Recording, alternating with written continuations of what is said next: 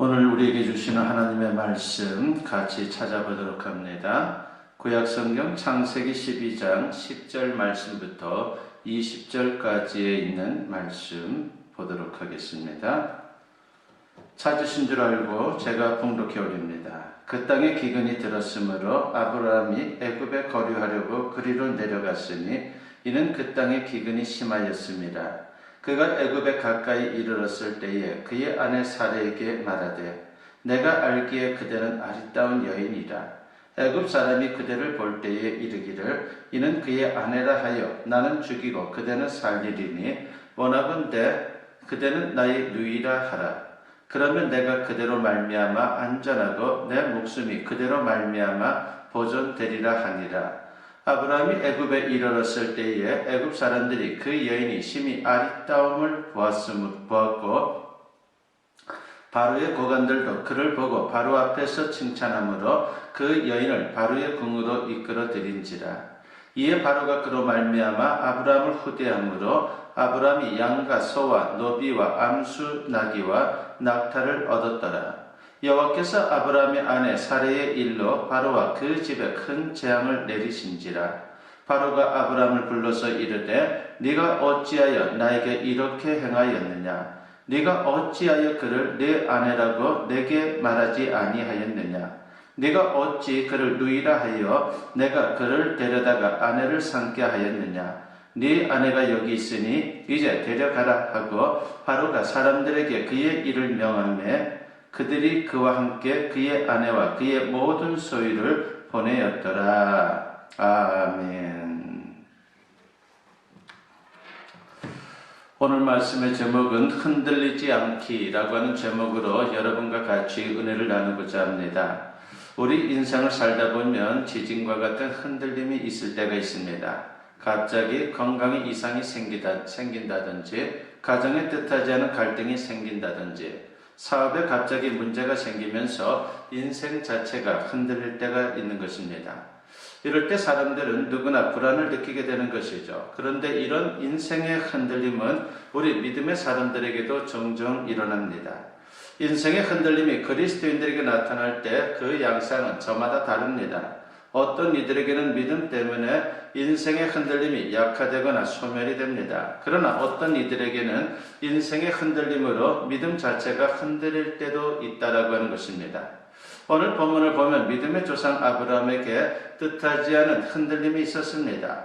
창세기 12장을 자세히 보면 전혀 다른 모습의 아브라함을 우리가 만날 수 있습니다. 1절로부터 9절에 나타난 아브라함과 오늘 본문에 나타난 아브라함의 모습은 차이가 있다라고 하는 것입니다. 아브라함 나이 75세 되던 해에 하나님께서 아브라함에게 나타나셨죠. 그리고 갑자기 이민을 가라고 말씀을 하십니다. 왜 이민을 가야 하는지, 어디로 가야 하는지 구체적인 내용도 없이 밑도 끝도 없이 이민을 가라고 하나님께서 말씀을 하셨습니다. 단지 아브라함이 큰 민족을 이루게 될 것이고 또 그 이름이 창대하게 될 것이다라고 하는 약속만 주셨습니다. 그런데 아브라함은 그 말씀을 믿고 이민길에 나서게 됩니다. 75년 동안 나름대로 기반을 닦고 살아온 정든 고향을 떠나서 그 나이에 이민을 간다는 것은 쉬운 일이 아니죠.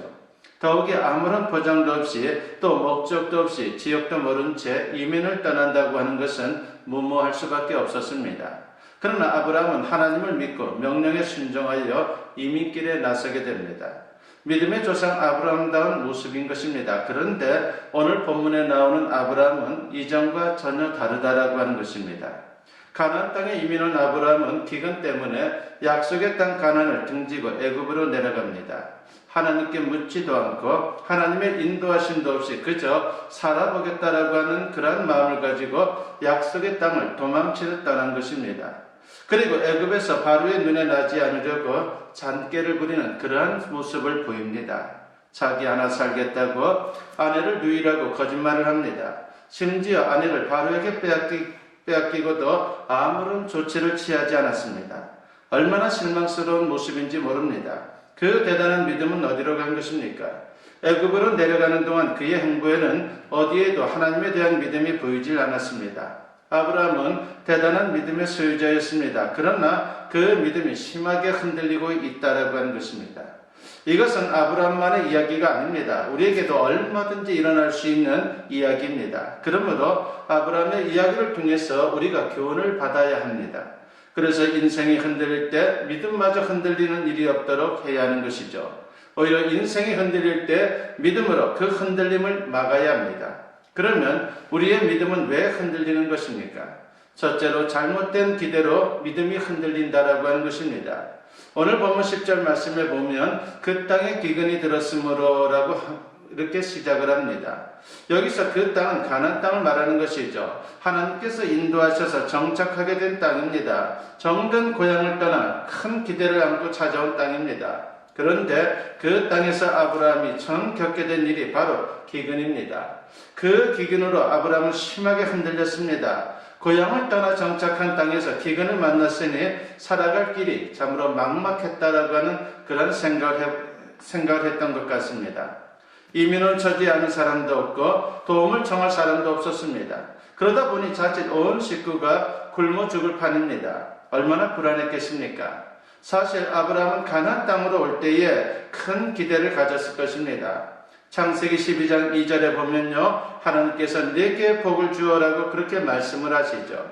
하나님은 가나안 땅에 가면 아브라함이 과거에 누리지 못했던 복을 받게 될 것이다라고 약속을 해 주었습니다.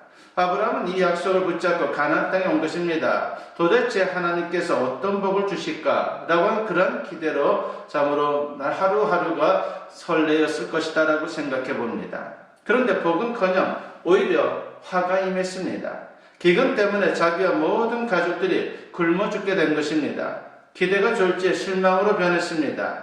그러자 그동안 가나안으로 올 수 있도록 자신을 지탱케 해줄 그런 믿음이 뿌리채 흔들리는 그런 일이 벌어지고 말았습니다. 그런데 따지고 보면 아브라함의 기대는 그저 아브라함의 기대일 뿐이었습니다. 사실 하나님은 아브라함이 기대한 것을 약속한 적이 없습니다. 복을 주실 것이다라고 약속은 했지만 이 복에 대해 아브라함이 자기 나름대로 해석을 한 것입니다. 하나님께서 약속하신 복은 단순히 이 세상에서 잘 먹고 잘 사는 것이 전부가 아닙니다. 세상에서 하나님과 동행하며 하나님의 동역자로 쓰임을 받는 것입니다. 더 나아가 영원한 하나님의 나라에서 영원 복락을 누리는 것입니다. 그러니 아브라함이 가지고 있던 기대는 잘못된 기대일 수밖에 없었습니다. 오늘도 이렇게 잘못된 기대를 가지고 신앙생활하는 분들이 의외로 많다고 하는 것입니다. 그리고 이런 잘못된 기대를 부추기는 메시지가 얼마나 많습니까? 예수 믿으면 병 낫는다. 교회 다니면 부자 된다. 예수 믿으면 자식이 잘 된다라고 하는 등등의 말이 참으로 많습니다. 이런 기대를 가지고 신앙생활하면요, 인생이 조금만 흔들려도 믿음이 심하게 흔들리는 것입니다. 예수님을 믿으면 누구나 항상 물질적이고 현세적인 복을 누리는 것이 아닙니다. 때로는 고난을 겪을 수도 있습니다. 때로는 십자가를 지고 눈물의 골짜기를 지날 수도 있습니다. 그래서 우리는 잘못된 기대에 현혹되어서는 안 됩니다. 믿음 때문에 생긴 아픔과 눈물은 결코 헛되지 않고 주님이 다 세고 계십니다. 그리고 시간이 지나면 우리의 상상을 초월한 열매들이 주어지게 되는 것입니다. 성도에게 어려운 일들은 그냥 있는 일들이 아니죠. 다 최종적인 선을 위해 하나님께서 설계하시고 허락하신 것이다라고 하는 것입니다. 우리는 가끔 생각합니다. 왜 세상 사람들은 저렇게 성공할까? 그러나 그들이 성공하는 것 같지만 실제로는 그 마음이 얼마나 공고한지 모릅니다. 하나님은 성도들의 눈물 한 방울과 한 번의 한숨조차 다 기억하고 계십니다. 하나님은 이사야 55장 8절에서 우리에게 이런 말씀을 하시죠. 이는 내 생각이 너희의 생각과 다르며 내 길은 너희의 길과 다름이니라고 말입니다. 비가 내려서 그냥 흘러가는 것이 아니라 곡식을 키우는 것과 같이 성도들의 인생도 그냥 세월만 누리고 한숨만 쉬다가 그저 가는 것이 결코 아닙니다. 나중에 천국에 가면 생각지 못했던 무수한 열매들을 보게 될 것이고 우리는 놀라게 될 것입니다. 그러므로 성도의 삶 하나하나가 소중합니다. 하나님이 허락한 삶이라면 고통도 소중하다라고 하는 것을 잊어서는 안 됩니다. 잊지 마십시오. 하나님은 성도들의 모든 발걸음과 모든 사소한 문제까지 지극한 능력과 사랑과 지혜로 간섭하고 계획하십니다. 그러므로 잘못된 기대감을 버리고 주님의 약속의 말씀을 끝까지 믿고 나아갈 수 있는 우리 모두가 되었으면 합니다. 두 번째로 인내가 부족해서 믿음이 흔들리는 것입니다. 본문 10절 말씀해 보니까 이는 그 땅에 기근이 심하였음이라 하겠습니다. 아브라함이 가나안 땅을 등지고 애굽으로 내려가게 된 직접적인 원인에 대한 말씀이죠. 한마디로 가나안 땅에 일어난 기근 때문이다라고 말씀을 합니다. 여기서 한 가지 생각해 봐야 할 것이 있습니다. 왜 하필 아브라함이 가나안 땅에 들어갔을 때에 기근이 일어난 것입니까? 왜 아브라함이 기근으로 고생할 때 하나님은 아무런 도움도 주지 않은 것입니까? 이 기근은 하나님의 시험의 성격이 강한 것입니다. 그래서 하나님은 아브라함이 기근에 대해 어떻게 대처하는지를 보려고 했던 것입니다. 이때 아브라함은 기근이 와도 가나안 땅에서 버텨야만 했습니다. 견디기 힘들어도 참고 견뎌야 했습니다. 그러면 하나님께서 당연히 아브라함을 기근 때문에 죽게 내버려 두지는 않았을 것입니다. 그런데 안타깝게도 아브라함은 끝까지 견디지 못하고 가나안 땅을 떠나게 됩니다. 그래서 아브라함에게는 길고도 험한 믿음의 연단의 길이 이어지게 된 것입니다. 어느 양기업자가 들판에 나갔다가 독수리알 하나를 주워왔습니다. 독수리알을 달걀과 함께 부화시켜서 병아리들과 함께 키우게 됩니다. 그런데 독수리 새끼는 병아리와 똑같이 행동을 합니다. 주인은 독수리를 날게 해보려고 양계장 지붕 위에 올려놓았습니다. 그러나 독수리는 비틀거리며 지붕에서 떨어지고 맙니다. 어느 날 주인은 새끼 독수리를 데리고 높은 절벽 위로 올라갔습니다. 그리고 벼랑을 향해 힘차게 내어 던졌습니다. 처음에는 비틀비틀 떨어지더니 조금 지나자 독수리는 양쪽 날개로 활짝 펴고 날기 시작합니다. 힘차게 창공을 향해 날아올랐습니다. 독수리의 성공은 높은 절벽 위에서만 가능했던 것입니다. 그렇습니다. 때로는 하나님께서 당신의 자녀들을 위험하고도 높은 벼랑 위에 세울 때가 있다라고 하는 것입니다. 절벽을 향해 던질 때가 있습니다. 그런 시련은 우리를 멸망시키려고 하는 것이 아니라 우리로 하여금 창공을 향해 날아오를 수 있도록 하기 위한 하나님의 시험이다라고 하는 것입니다. 창세기 22장에서 하나님은 아브라함에게 또 한 번의 시험을 주시죠. 아브라함에게 주신 시험의 문제는 모리아 산에 가서 외아들 이삭을 번제물로 바치라고 하는 것입니다. 때로는 하나님의 시험이 얼마나 냉혹한지 모릅니다. 얼마나 참으로 심한지 우리에게 참으로 어떨 때는 저런 시험을 어떻게 이겨낼 수 있을까라고 하는 생각이 들게 하기까지 합니다. 창세기 22장은 그 일 후에라고 하는 말씀으로 시작을 하죠. 아브라함 가정의 그 일이 무엇입니까? 창세기 21장에는 이스마엘과 그 어미 하갈이 빈들로 쫓겨나 통곡하는 장면이 나옵니다. 하갈은 사라의 여종이었는데 아이를 낳지 못하는 사라를 대신해서 아들 이스마엘을 낳아준 여자이죠. 이스마엘은 서자였지만 그래도 아브라함의 아들입니다. 눈에 넣어도 아프지 않는 그런 아들입니다. 그렇다면 아들과 그 어미를 빈들로 쫓아낸 아브라함의 마음이 어떻겠습니까? 그 일 후가 바로 그 사건 이후를 말하는 것입니다. 아브라함이 겨우 정신을 차리는 순간 이번엔 독자 이삭을 바치라고 하나님이 시험을 낸 겁니다. 무서운 카운터 펀치가 날아왔습니다. 창세기 22장에 나오는 시험은 아브라함에게 첫 번째 다운을 당하고 겨우 일어난 복싱 선수가 곧바로 다운 펀치에 다운되는 것과 같은 것입니다. 정말 냉혹한 시험입니다. 그러나 아브라함은 그 시험을 잘 이겨냈습니다. 그러자 하나님께서 아브라함을 인정해 주시고 그에게 복을 주십니다. 학생이 시험을 잘 보면 원하는 대학에 들어갈 수 있습니다. 또 입사 시험을 잘 보면 원하는 직장에 들어갈 수 있는 것처럼 하나님이 주신 시험을 우리가 잘 통과하면 하나님이 주시는 특별한 은혜와 복이 있다라고 하는 것을 우리는 잊어서는 안 됩니다.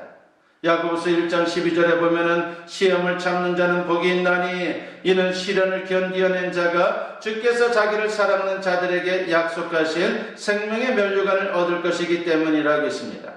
신앙생활에는 시험과 시련과 유혹과 고난이 있습니다. 그래서 신앙생활의 중요한 덕목이 바로 인내입니다.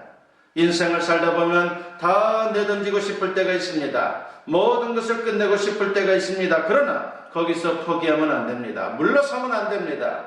아직 하나님의 본격적인 역사가 시작되지 않았습니다. 조금 더 인내하시기 바랍니다. 하나님께서 반드시 축복해 주실 것입니다. 세 번째로 두려움 때문에 믿음이 흔들리는 아브라함을 보게 됩니다. 본문 12절 말씀에 보니까 애굽 사람이 그대를 볼 때에 이르기를 이는 그의 아내라 하여 나는 죽이고 그대는 살리리니 라고 했습니다. 아브라함이 가나안을 떠나 애굽으로 내려갈 때 한 가지 두려움이 있었다는 것을 알 수 있습니다. 아브라함 생각에 사라가 너무나도 미인이었습니다. 아브라함은 애굽 사람들이 미인을 바로에게 바치고 큰 상을 받으려 한다는 것을 알았습니다. 그래서 걱정이 되었죠. 무엇보다 사라를 빼앗으려고 자기를 죽일 수도 있다라고 하는 두려움이 밀려왔습니다. 그러다 보니 믿음의 사람으로서는 할 수 없는 치졸한 생각을 하게 된 것입니다. 그렇게 해서 사라를 자기 여동생이라 속이려 했고 아내 사라에게도 협조를 요청하게 되죠.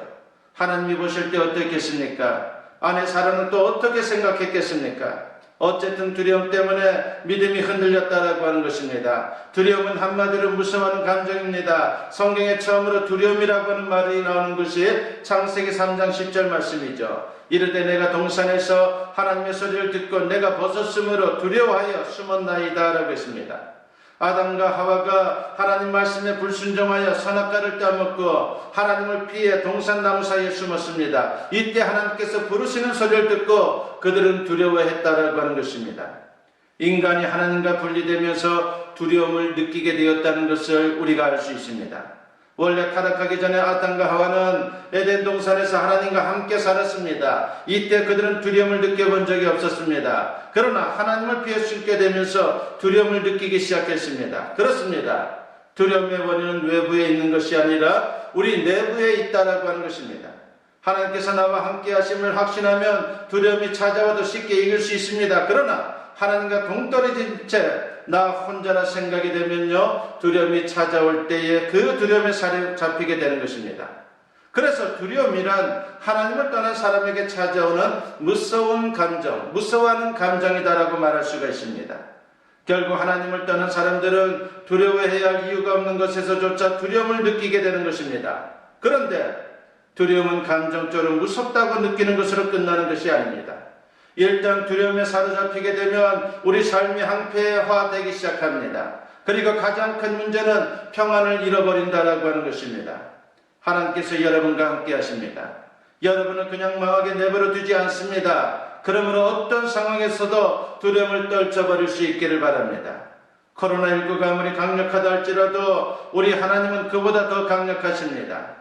오늘 말씀을 기억하면서 잘못된 기대감을 버리고 어떤 상황에서도 인내하시고 함께 하시는 하나님으로 두려움을 극복하면서 흔들림 없는 믿음의 길을 걸어갈 수 있는, 그래서 주님 약속하신 축복의 자리에 이룰 수 있는 저와 여러분 모두 될 수 있기를 주님의 이름으로 간절히 축원합니다. 기도드립니다. 사랑과 은혜가 충만하신 아버지 하나님 감사합니다. 오늘도 주님의 말씀을 통해서 우리에게 귀한 은혜를 주시니 감사합니다. 아버지 하나님, 우리의 믿음이 흔들릴 때가 있다라고 했습니다. 주님이시여, 굳건한 믿음을 통해서, 인내하는 신앙을 통해서 그 모든 상황들을 이겨낼 수 있는 하나님의 사람들 다 되게 하여 주시옵소서. 그래서 믿음이 흔들리는 것이 아니라 환난의 날에 우리의 믿음이 더욱더 견고해져서 하나님의 놀라우신 그 약속을 경험할 수 있는 그런 놀라운 은혜를 체험하는 우리 모두가 되게 하여 주시옵소서. 감사드리옵고 예수님의 이름으로 기도드리옵나이다. 아멘. 축복 기도드립니다. 이제는 우리 주 예수 그리스도의 은혜와 아버지 하나님의 무궁하신 사랑하심과 성령의 감화감동 역사 충만하심이 오늘 주님께 예배로 영광 돌리며 선포된 말씀과 같이 어떤 상황에서도 흔들리지 않는 믿음으로 승리의 인생을 살아가기를 다짐하고 결단하며 세상을 향하는 주님의 사랑하는 자녀들 위해 지금으로부터 영원토록 함께 하시기를 간절히 축원하옵나이다. 아멘.